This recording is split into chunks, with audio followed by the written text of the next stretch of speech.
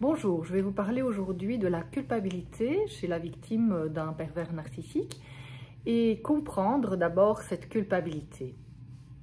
La culpabilité, elle est à la fois engendrée par la culpabilisation du pervers narcissique, mais elle est aussi le résultat d'humiliations vécues dans l'enfance ou de traumatismes liés au passé.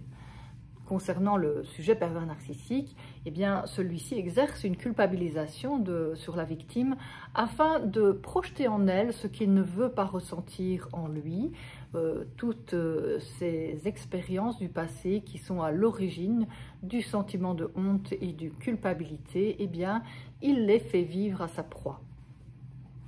Ces violences verbales, psychologiques, ces violences, quelles qu'elles soient, l'amènent finalement à ressentir ce que lui, le pervers narcissique, ne veut pas ressentir.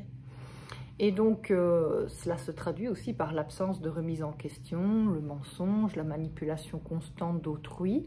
Et cette manipulation constante lui permet de mettre à distance ses émotions, notamment la peur d'être nul, incapable, le sentiment de honte, et le sentiment d'être sans valeur. Le sujet pervers narcissique nie la honte, la culpabilité qu'il a subie dans son enfance avec des atteintes violentes à son intégrité, à sa dignité, de la part de figures d'attachement. Il les a niées en finalement développant un rapport de pouvoir avec les autres où il projette son vécu dans l'autre.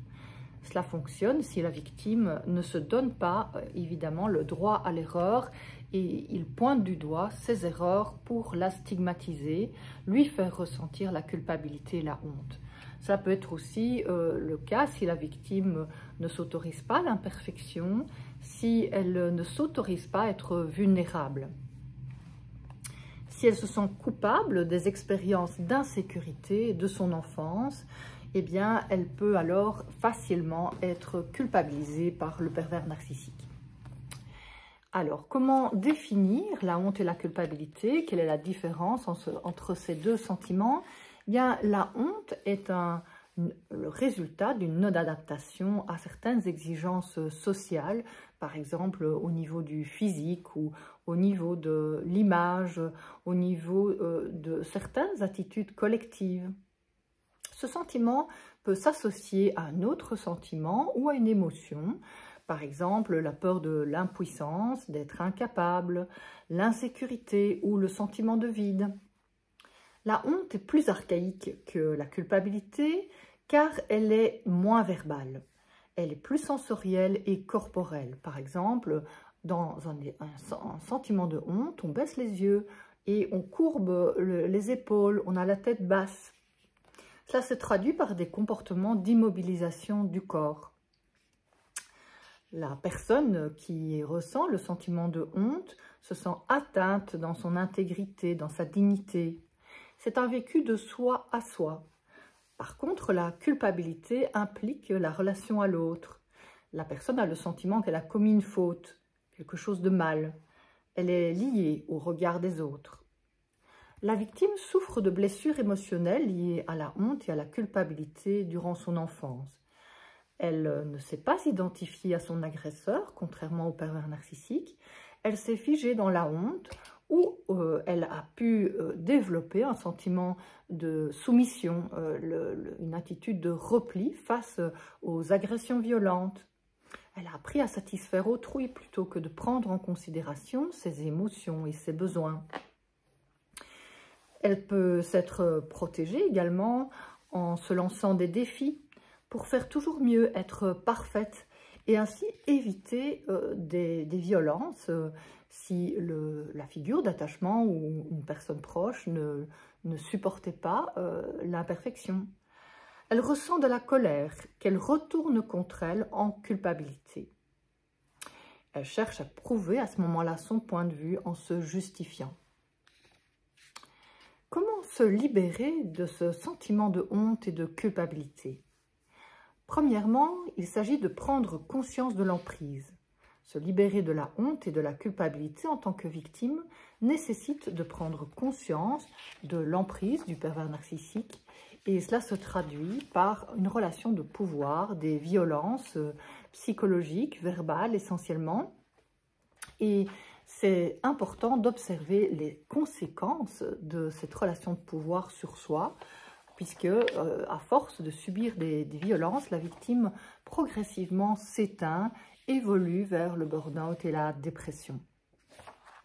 La culpabilité est d'ailleurs le noyau de la dépression avec la dévalorisation de soi. Et c'est bien de ces deux sentiments que la victime souffre et de plus en plus dans la relation d'emprise, puisque les violences du pervers narcissique vis-à-vis de sa proie sont croissantes avec le temps. Et donc, se libérer de la honte, de la culpabilité, demande d'acquérir des ressources. Des ressources pour renforcer l'estime de soi, la confiance en soi. Par exemple, développer des relations bienveillantes, empathiques et valorisantes, ou se remémorer des souvenirs où l'on a été valorisé, soit par autrui, soit où on se reconnaît soi-même dans ses qualités. Troisièmement, c'est écouter son corps et ses émotions pour sentir ce qui est bon pour soi, ce qui nous procure de la satisfaction, de l'estime de soi. Nous pouvons satisfaire le besoin de reconnaissance frustré dans notre enfance, par exemple en reconnaissant nos réussites, en reconnaissant ce qui nous apporte de la satisfaction. Nous pouvons aussi remplir notre réservoir d'amour pour soi, grâce aux sensations, aux émotions agréables. Et l'émotion positive, l'émotion qui accompagne la satisfaction du besoin de reconnaissance, eh bien, c'est engrammé dans la mémoire du corps et ça crée de la sécurité. Donc, écouter nos émotions, nos sensations est vital pour nous libérer de la honte et de la culpabilité. Quatrièmement, identifier la part de soi en colère, dans le combat. Eh bien, c'est finalement identifier la culpabilité, car on retourne la colère contre soi quand on est victime, on se juge. Et donc, la victime s'en veut, se juge. Par exemple, elle se juge lorsqu'elle fait une erreur, elle se juge si elle est critiquée. Ce perfectionnisme est une façon de faire face à des critiques dévalorisantes, des humiliations qui ont été répétées dans le passé par l'entourage, dans l'enfance. Pour ne pas être l'objet de violences verbales, la victime a appris à se protéger en essayant de ne pas commettre d'erreurs.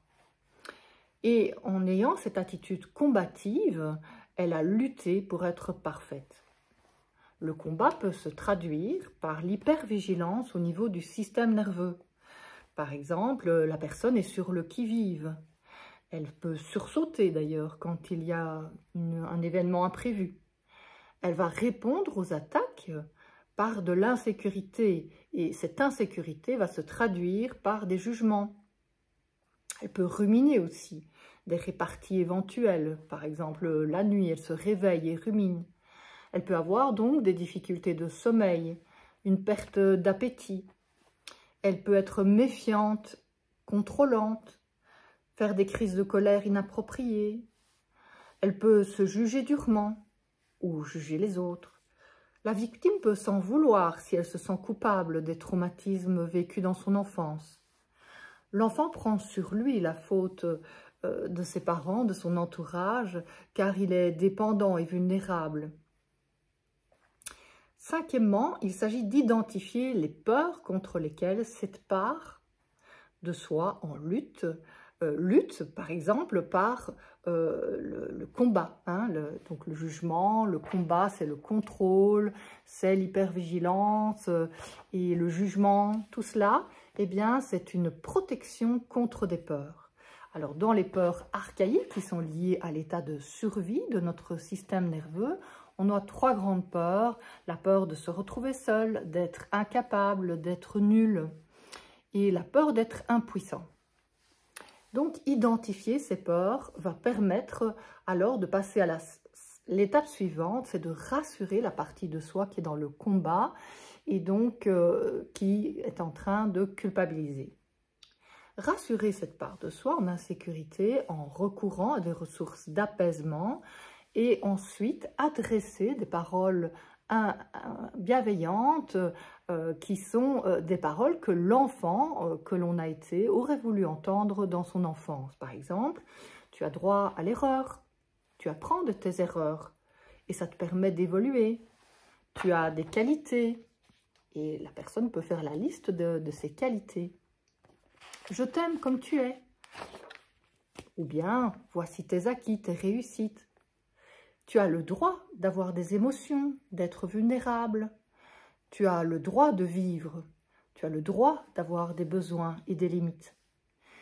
Voilà toutes sortes de paroles apaisantes à adresser à cette partie dans le combat, dans le jugement qui est en soi.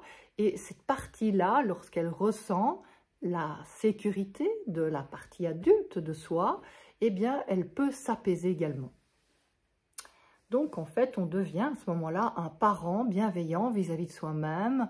Dans l'état de sécurité, on communique la sécurité à la partie combative qui est dans le jugement et qui culpabilise l'autre part de soi, la part vulnérable. Donc, ce reparentage a plusieurs avantages.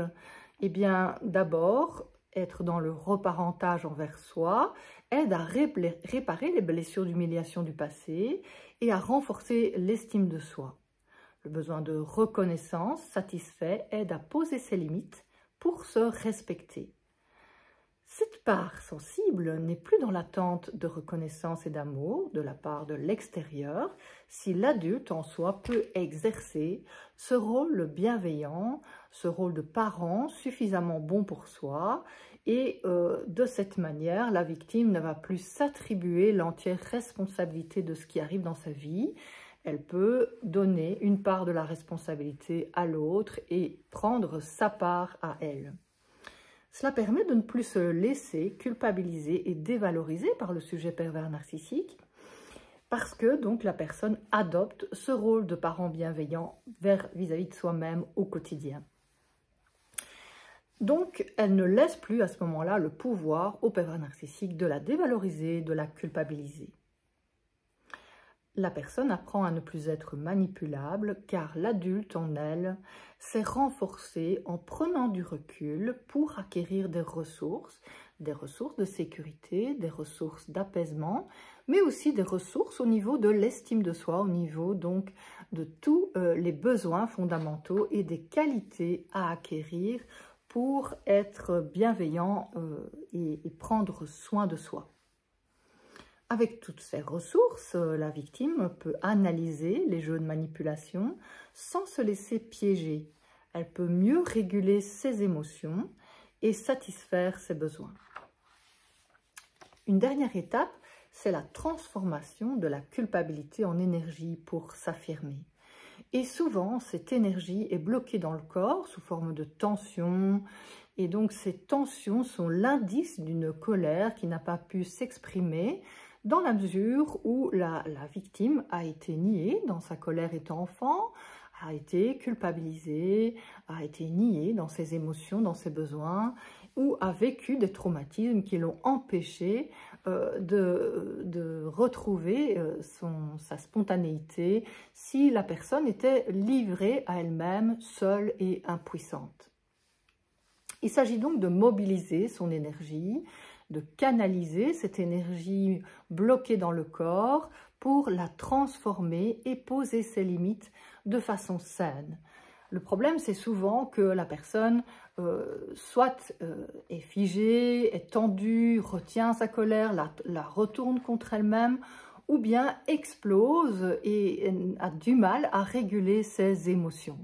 Et donc, la régulation des émotions est quelque chose de très souvent problématique chez les victimes.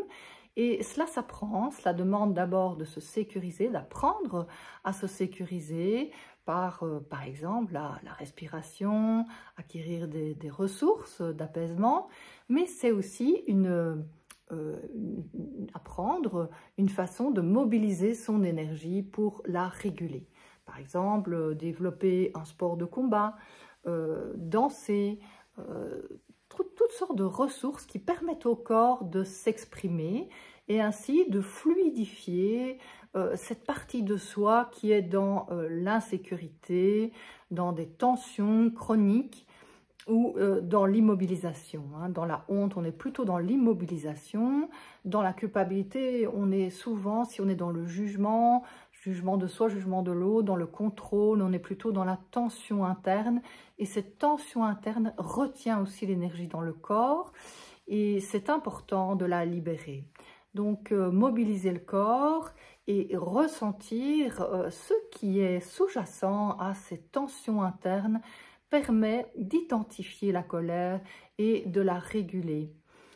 C'est aussi apprendre la communication non violente, c'est-à-dire poser des mots justes sur sa colère, en parlant en jeu, en identifiant le pourquoi de sa colère et en nommant son besoin. Sauf évidemment si on est dans la relation d'emprise avec le pervers narcissique, là il est très important de ne pas révéler son émotion, son besoin pour ne pas être de nouveau culpabilisé, mais juste alors à ce moment-là, poser sa limite et être ferme dans le maintien de sa limite pour se respecter et obtenir le respect. C'est possible, par exemple, c'est le cas si on échange des mails plutôt que si on est confronté à des conflits violents avec un ou une perverse narcissique. Et donc, poser sa limite, c'est plutôt demander des échanges uniquement par email. Donc, cela permet de poser une limite saine plutôt que d'entrer dans des discussions violentes qui sont tout à fait infructueuses puisque le pervers narcissique refuse le compromis, refuse le dialogue. Il cherche juste à évacuer sa violence sur la victime, la pousser à être violente à son tour. Et donc, ce n'est pas une solution. La solution, donc, est de poser des limites saines et ça demande une bonne régulation de ses émotions. Si vous voulez en savoir plus, vous pouvez lire mon livre « Les victimes de pervers narcissiques » qui est sorti aux éditions Ellipse, dans la collection Sans questions-réponses ou dans la collection Récits et témoignages. Là, vous avez en plus des témoignages de victimes qui ont fait un travail en thérapie avec moi et donc qui peuvent donner aussi des pistes de solutions. Donc, vous pouvez également mettre un j'aime sous la vidéo si vous avez aimé. Bonne journée!